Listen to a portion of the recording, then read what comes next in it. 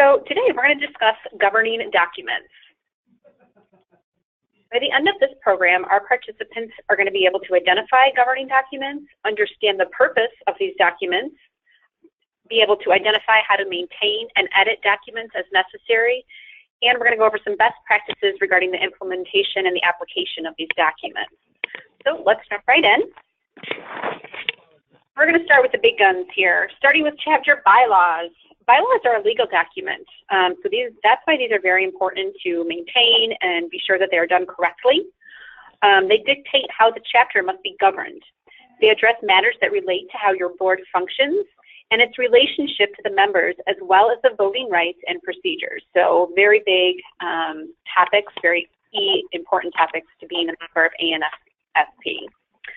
Consider your bylaws like the U.S. Constitution. That's a great way to think of them, or maybe explain them to your members. Like the Constitution, your bylaws should deal with only the highest level of board governing issues, such as organizational purpose, the board structure, the officer positions, descriptions, and responsibilities, terms of the board service, officer or board member succession and removal, official meeting requirements, membership provisions, voting rights, conflict of interest policy, and any other non-negotiables. So that's the key word there, is non-negotiables.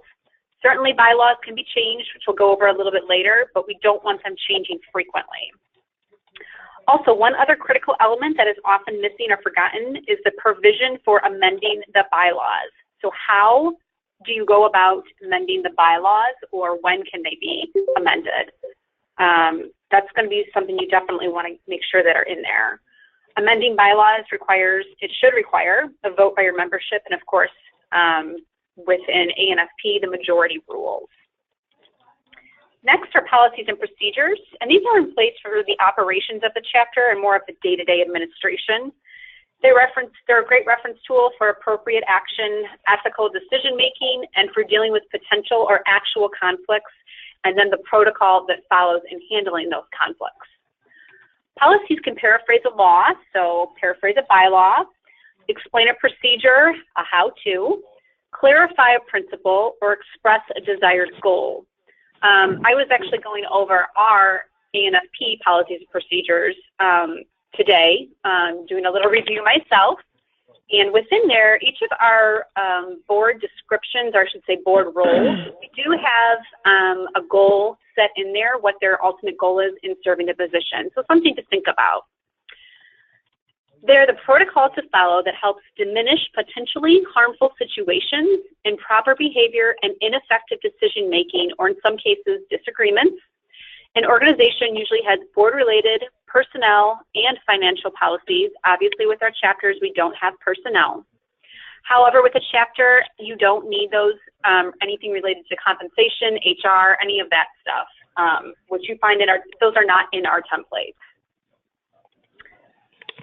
The next few documents we're going to discuss here, they are not necessarily governing documents, but they do support good governance, and they should be incorporated to your chapter's best practices if you don't have them in there already. So we're going to start with the conflict of interest. Conflict of interest allows board members to disclose any conflicting interest, even potential conflicts, financial or otherwise, that may influence or interfere with their role as a board member. So, for example, we may have a board member, we do have board members that are corporate partners. They don't necessarily have the same rights as an officer, but they do have to disclose this. They have a conflict of interest they are required to complete at the start of their term and each year after that. Just so this keeps your board transparent, you know, there's no favoritism being played there, and your members are aware of any potential conflict of interest or the real conflict of interest. Another reason is because undisclosed conflicts can also put our organization or our chapters at risk for their tax-exempt policy with the IRS, which is a big one. So that's want to be sure that we at National, we have this, again, with all of our committee members, with all of our board members. We do ask them to sign one each year, regardless of the length of their term. And then we also ask any board or committee members at the start of each of our meetings to disclose anything that might, you know, pose as a conflict of interest. So that's something you could also do too. Do we have any chapters out there today that have a conflict of interest policy in place right now? No one? All right. Well, that might be something that we'll need to put out on ANFP Connect. We do think it's a great way, again, just to remain transparent with your members, and of course, to make sure that, you know, we're in compliance with the IRS tax exempt policies as well. So something to think about, and I can put a template out there for you to adopt. It's very simple. It doesn't need to be complicated. All right. We're going to keep going through here. Another document that we may not have considered as a governing document are meeting minutes. Meeting minutes are actually a record of what was discussed by the board and the outcomes of those discussions, whether the action was taken or perhaps they tabled it or they voted on, and what was the outcome of that. That's a great record-keeping tool. It's not necessarily a legal document, but it's always a great way to refer back to anything should any questions come up about a certain topic, especially a sensitive one. So in addition to a record of board items, they can also be used as a to-do list. I try to stress this. I do think that it's important that we use it as a tool for keeping the chapter moving forward, as well as making sure that nothing falls through the cracks. It's a way to ensure that we're completing projects, as well as we know who is responsible for those projects. They're really not meant to record every single word that's stated during the meeting. I don't want you to think of them as this laborious task, but they're a means to summarize the business that was conducted. They could also be referenced for future use or as historical documents. So our chapters need to be keeping on file the minutes from our board meetings, so they can be easily accessed if anything comes into question. And they should be available to your members. Maybe you don't want to send out the full set of minutes, but if you want to send out an abbreviated version, it could be simply that what the motion was, what the outcome was, so if it passed or if it failed, if it was tabled, just a very brief description, not necessarily who was responsible for executing what task it is. But at the same time, our members are allowed to request a full set of minutes as we are a nonprofit. So keep that in mind. Make sure that your minutes are organized,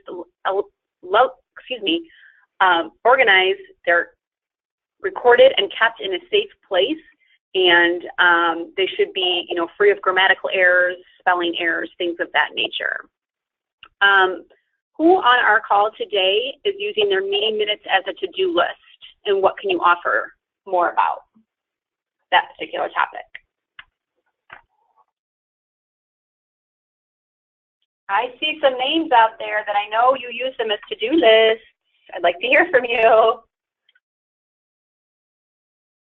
Anyone? Okay. Well, consider doing this as a best practice. Again, it's a really great way to keep everybody organized and on task. It's a great way to inform your members of what kind of business is being conducted during the board meetings. You know, we are responsible to our members as board members, so I do think it's important that we're communicating with them how we're handling our business.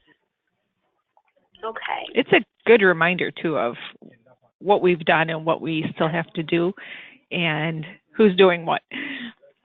Exactly. That's exactly how it should be used. Yes, as a tool, a planning tool, a checklist tool, you know, it's exactly how you said it, a great reminder. And then if you're not doing this already, what we typically do with our committees is we send out the prior meetings minutes along with the reminder for the next call. So that way everybody gets a chance to review them again and ensure that, you know, they've taken care of what they need to take care of prior to the call or your meeting, whichever works for your chapter.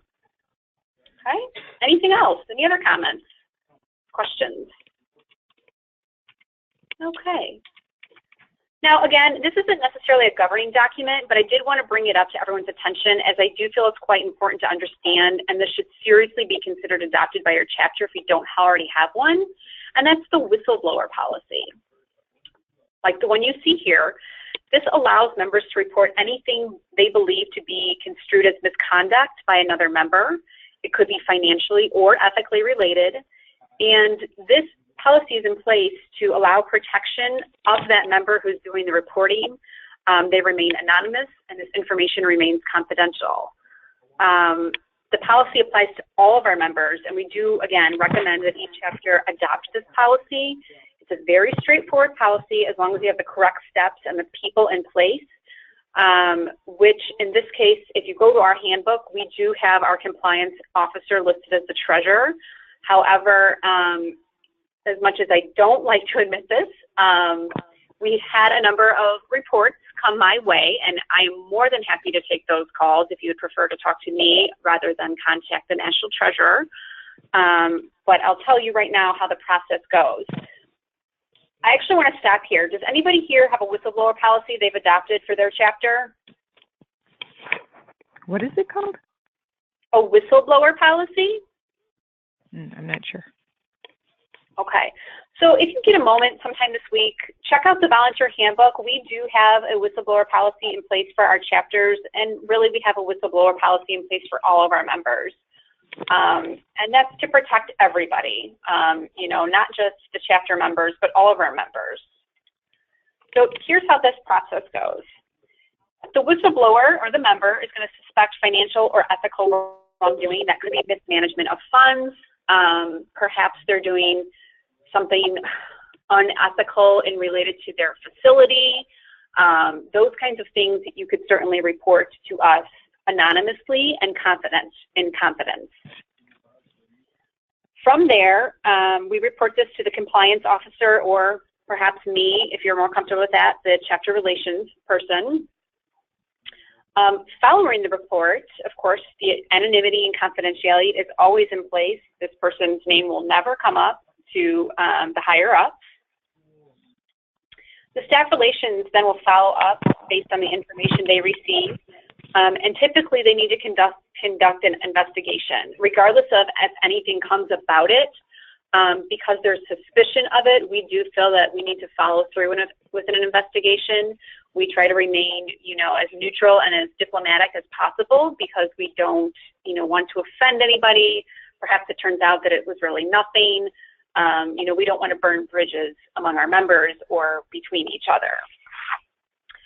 Following the investigation, if we do find that there was proof of misconduct, the chapter relations team, or perhaps the treasurer or compliance officer, they'll escalate this information as well as the findings to not only the appropriate senior staff, being the VPs and the CEOs, as well as the national committees and the board. Once the board reviews the information, they'll make a recommendation to possibly even further escalate this to the CBDM board, who is technically our ethics committee. And from there, they'll make a final decision to perhaps decredential this person. It just, again, depends on what took place, what the findings were. So any questions on how that process goes? No? Okay. This is something I would remind your own members about. If you have a meeting coming up, this would be a great time to do that. You know, sometimes things don't always bubble up until they're asked, but we want to avoid that. We want to be sure that people feel comfortable with our open door policy, and then we can help resolve any perhaps ethical and financial issues, which we hope aren't going on, but if we're honest with ourselves, we have run into a few. Okay, so now I just want to touch briefly on this issue, which I think there might be a bit of confusion. ANFP is officially recognized by the IRS, as well as the state of Illinois, where we are headquartered, as the Dietary Managers Association, doing business as the Association of Nutrition and Food Service Professionals. The reason I want to touch on this is because it's very important when your chapter files the 990 or when they open a checking or savings account. You can refer to this back in the handbook. Also, we spell it out very clearly, but when you do file, your chapter, the Dietary Managers Association of, say, Florida, should be using, or your chapter should be using the legal name on the filing, which is DMA, doing business as ANFP chapter name. Okay, so for instance, you would submit, you know, technically I think there's a button in there where it says you can do that. You can, if you're doing business as, you check it off. But you'll notice if you go back to check your filing to see if it was accepted a few weeks after you originally filed it, you'll see that we are still listed as dietary managers, but we are recognized as doing business as ANFP. Same with your checks. When you are perhaps getting new checks, you're moving your account, we want to recommend that you submit it as, let's say, New Mexico ANFP or New Mexico Association of Nutrition and Food Service Professionals. That way, when you know you're doing business as this organization, that's how you're recognized with the IRS. Even though it may not technically say that on file, they can refer to that when they do see that come through. Any questions about that? No? Okay, and again, this information is clearly spelled out in the volunteer handbook. We're trying to get all of our chapters listed with the IRS officially under this, this naming, the way we name it here, just to be sure it's very clear, very concise, and cleaned up. All right. And one last piece that I'll mention here is the document retention guidelines. Document retention ensures that you are keeping the right files for the correct amount of time and discarding or destroying those that are not needed any longer. It can vary from state to state, so how you choose to do this will be up to you, but this is an example that I pulled from the Council on Nonprofits. It's a fabulous website, lots of resources if you ever get the chance to go there. But you could use they have a template there for your chapter's document retention guidelines. We have one that we've adopted internally. We could post that, but you might want yours to differ a little bit. But some of these things obviously would not apply to your chapter, the employment applications, things of that nature, payroll, anything like that. But here's some bank reconciliations, bank statements. Those are things that you're going to want to hang on to for a certain amount of time. So consider adopting that. It's a way to keep your files organized. And of course, if you ever needed to refer back to any of those, you know, you could simply check your retention guidelines and determine if you even still have those on file. So anybody out there have document retention guidelines in place? I think I'll have you unmute. Let me unmute you. Anybody? Okay. Well, something to consider, again, this is the last few things I covered aren't necessarily governing documents, but they are very important to the governance of your chapter and how they operate, and it's really just good governance best practices. You could certainly put these guidelines in your policies if you wanted to. Again, you want to comb through this particular template, and there's tons of templates out there. Just be sure that you're following a nonprofit template. Because they differ from corporate or the private sector. But don't make it overly complicated that you become overwhelmed by it.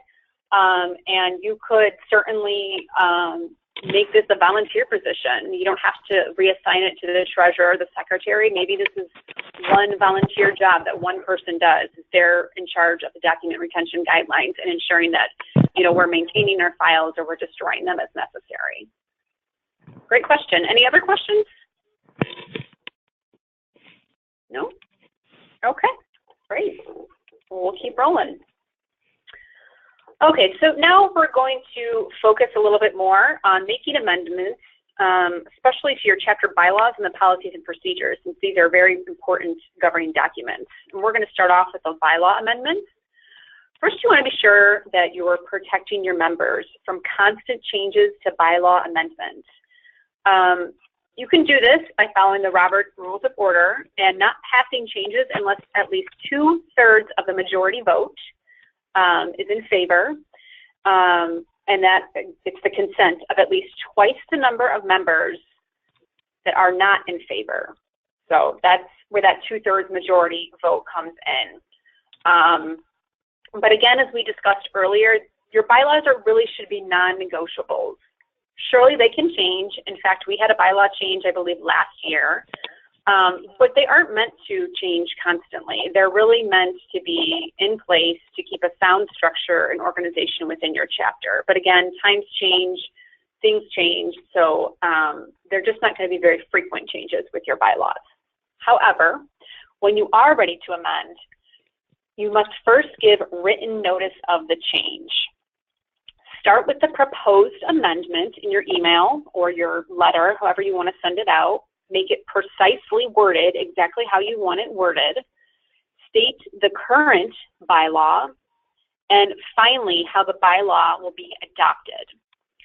When you're writing this email or this communication to your members, you may also include the proposed, who the person was that proposed the change, and if they have the support or the opposition of perhaps the board, or maybe there was a committee or a task force behind it. So that just gives them an idea of who proposed this. Maybe it was somebody on the board, maybe a member came to them. If they have the support of the board, if they don't have the support of the board, to give them a very clear understanding. This person may or may not have to field questions, or you could direct your questions, to the board, and they can answer them if they have that about that particular amendment. So again, when you're going to change it, you want to give notice prior to adopting this or taking a vote. Now, this one, the next is the motion to amend. It's really going to depend on the provisions. If you recall, we mentioned that is how are you making these provisions? So for example, your provisions may state that you need to give notice, as we just said, and what you should really do, and then take a vote. Or maybe your provisions do not require a notice, but the vote is still required. I really, really recommend that you adopt the provision that you give notice. I think that's only fair to our members. It's just another layer of transparency. So take a look at your bylaws, see what your provision is in changing your bylaws or making amendments. And then when it comes to actually amending or editing the bylaw, consider what you are amending. Is it an article? Is it a section? Is it a subsection? For example, perhaps you're amending the number of times the board meets face-to-face. Let's say 3, just for the sake of this example. When you're amending parts of your bylaws, you're going to strike out words, sentences, or paragraphs.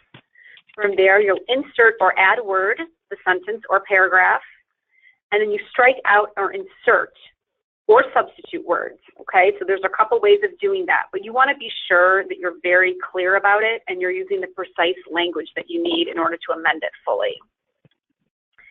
Now, if you're making a full revision to an entire piece of it, which would really, a big piece would be something that affects your structure of the organization. So let's say, for an example, changing the fiscal year.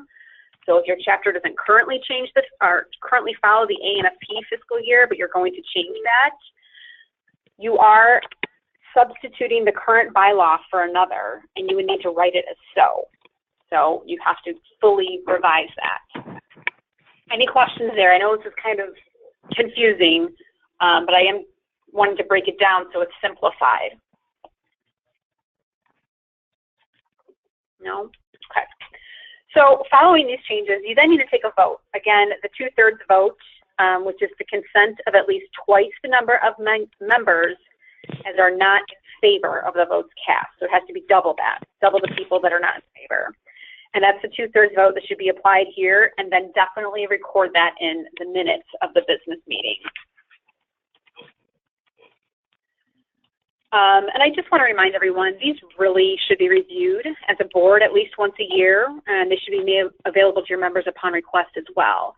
If there are no changes, say in your annual review of these, it'd still be a good idea to have a log, whether it's in the minutes or it shows your board reviewed them each year.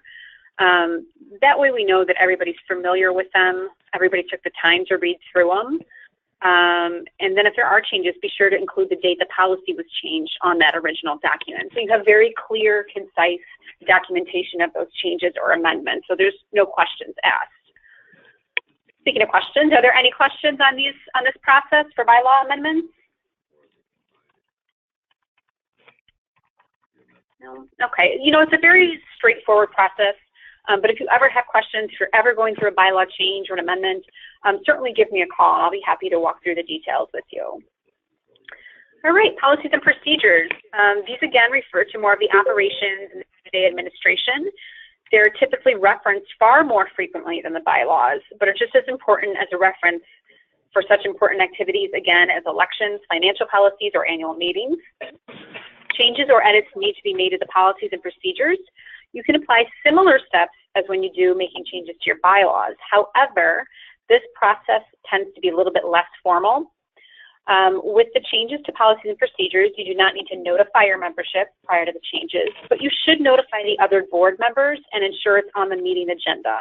So if you as a board member are wanting to see a change happen with the policies and procedures, be sure that you give the secretary enough notice, say, hey, I would like to propose a change to this policy. Can you please make sure it makes it on the agenda so it doesn't come off as a surprise.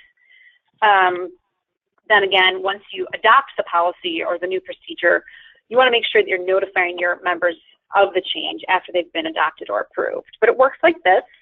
A board member is going to propose a change to the policy. Let's say they want to change the date or time of the year of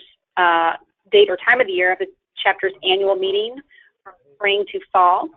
They're going to go ahead and propose this change at the board meeting. Hopefully they've notified the secretary ahead of time. And it appeared on the agenda prior to the call or the meeting. And just like any other action item, you're going to need to discuss this with the entire board and give your reasoning for proposing the change. I do think that's important. And of course, here's where you can allow board members to give their opinions and discuss this further. Following the discussion, you'll need to make a motion to approve the change as well as determine when the changes go into effect. Then the board's going to vote to approve or reject the motion as stated. Now, if the motion is rejected, it can be brought up again at another time. Perhaps it just wasn't the right timing for this particular change. Maybe you already had a space contracted for the meeting and you didn't feel like changing it or you weren't able to. Or if maybe there's more time needed for further discussion. Maybe people need to walk away from this meeting or this phone call and think about it. You can certainly table it to the next meeting. And then if the motion is approved and the change is adopted, be sure your members know, especially for something as crucial as a change to an annual meeting, as our example said, because this is going to affect them as well. If it's more of an operational thing, they're not going to care about it as much. However, you should always notify them of a change to policies and procedures. All right, any questions there? That one's a little more straightforward. And again, you don't need approval of your membership to do that. Okay, all right, we're going to keep cruising on here. And then just a few things to keep in mind with these documents. We do, again, I can't say this enough, I'm sure you're all sick of hearing me say it too. We recommend reviewing the bylaws and policies and procedures at least once a year as a board. What you can do to make it go a little bit quicker, you don't need to sit down in your board meeting and go through each and every line. Policies and procedures are can be 100 pages. What you do is you ask them to review prior to the meeting and then put it as a consent agenda. And hopefully there's no changes. If there are, that would be the time that you would want to discuss them. But again, they should be reviewed annually. Again, if your policies or bylaws, they change, be sure they're recorded correctly in your minutes. You never know when you're going to have to refer back to them. Ensure your minutes are always correct, free of grammar and errors. Consider using the meeting minutes template that's out there on ANFP Connect, and that's in Volunteer Resources and Board Governance. You do need to be logged into ANFP Connect to access the meeting minutes template. And then, of course, be sure you're filing and storing these minutes correctly. So we know that why this changed, why did this bylaw change, why did this policy change? We have it right there to point to. It's in black and white. That way things aren't always left open for interpretation.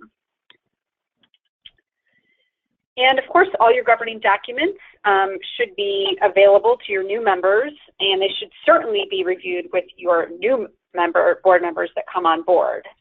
They're going to reference this throughout their term. So we want to be sure that they don't have any questions, or if they do, they can discuss them and get a real understanding. And then, of course, we want to be sure that we are retaining these governing documents properly. You know, they aren't just tossed in the back of somebody's closet, but they're kept electronically. Perhaps you keep a hard copy. That's up to you. And then we certainly want to be sure here at National that we have the most up-to-date version. You know, that's great that you're changing them and you're keeping files on them and you're documenting all this, but we also need to have a copy. Unfortunately, there's instances that do come up where we ourselves need to review policies and procedures and ensure that the chapter is applying these governing documents correctly. So again, it's important that we always have that up-to-date information on file here.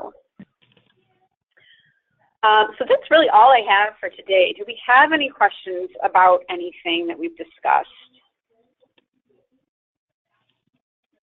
Anybody? Feel free to use the chat function too. If you have questions following the program, you know, I get these are probably the calls that I get the most about, is policies and procedures and bylaws. So I know there's questions out there. It's okay if you don't want to ask right now, but feel free to email me or give me a call if you have questions. But these are really important documents that we keep in track of. And there are updated templates out on ANFP Connect. Again, you do need to be logged in to access those, but I would suggest you download those, review those, and compare those to your current version to ensure that you have, you know, most of those policies or bylaws adapted to your own. All right, well, we'll wrap things up here then. As a reminder, we have a rebate deadline coming up. January 15th sounds far away, but when you think about it, it's really not. Chapter bylaws and policies and procedures will be due. The most updated version you need to keep here on file at National. The second part of the biannual chapter rebate report, which was formerly known as the State Achievement Award, is also due. And of course, your leadership succession plan or outline is due. This is a new rebate requirement. As of last year, we adopted that. We do have a template out there on ANFP Connect that you are welcome to use to help give you some guidance or direction as to how to put your succession plan together. And of course, I'm available with any questions you may have about that. And then February 28th, we also require that each chapter submit at least one ACE Award nomination. Now that is open. ACE Award nominations, that survey is open. It's available on the ANFP website. If you need that link, I'll send it out again in Volunteer Leader, or give me a call and I can point you in the right direction. Also want to remind everybody, we added a new chapter chat. It wasn't always on the schedule. For next month, on Tuesday, November 21st, Barbara Thompson with the Iowa chapter is going to be going over the CE prior approval process, the application, and the requirements. We feel we get some clarity out there for our chapters to really ensure that they understand all of this. So she'll be our guest speaker that day. Any other questions? Comments, concerns? All right, everyone. Well, thank you so much for joining me today. I hope you have a wonderful afternoon, and we'll speak with you soon. Bye-bye.